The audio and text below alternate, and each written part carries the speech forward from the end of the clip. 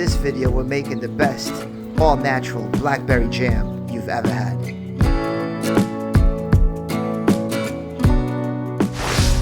For this recipe, I'm going to use my own blackberries for my garden, as you can see here, but you can use frozen blackberries from the supermarket, and you don't have to use any kind of pectin powder, as the blackberries already have natural pectin.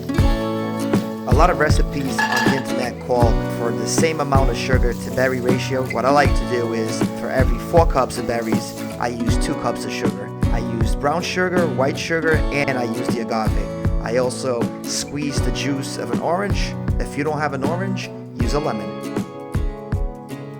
What you want to do at this point is incorporate all those ingredients together, the berries, the sugar, the agave, the juice of a lemon or a lime, and bring it into a gentle boil. Once it boils, then use the hand blender to puree these berries, incorporate all these ingredients together. Once you're done pureeing all that blackberry, just go ahead and let it sit there over gentle heat, and you can see as it does that, it starts to thicken up, and it will actually start coagulating. Now, I didn't use any pectin, any gelatin. This is natural fruit with the sugar, and you can see when I run my finger on it that it coagulates and it's starting to form a nice thick jam. At that point, you can let it sit there, thicken up a little bit more. It's important that you sanitize the jars, and I did that with really hot water. You want to make sure the jars are nice and clean, nice and sanitized before you transfer the blackberry jam.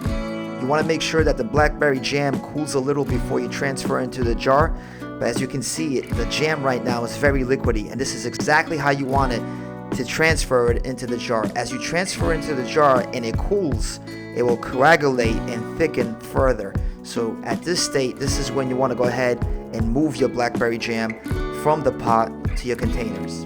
You want to continue to scoop up all that jam and put it into your containers. You can see all the containers I have here. And one thing you notice is as I move the container, you can see that it's still jiggly and moving.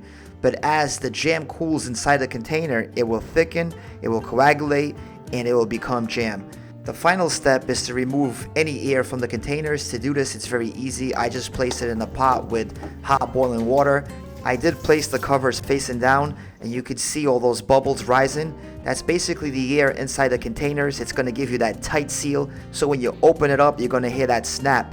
And to achieve that tight seal, you got to put the container in the hot water. After a few days in the refrigerator, it looks like this, and you heard that cover snap. And that's thanks to us placing it in that hot water. And you can see this beautiful, beautiful blackberry jam that we have here. We did not use any pectin or gelatin. It was all natural flavors. And I promise you're gonna have the best peanut butter jelly sandwich that you'll ever have, because this jam is that good. I hope you enjoyed this video. If you liked it, put a like, leave a comment, and subscribe for more.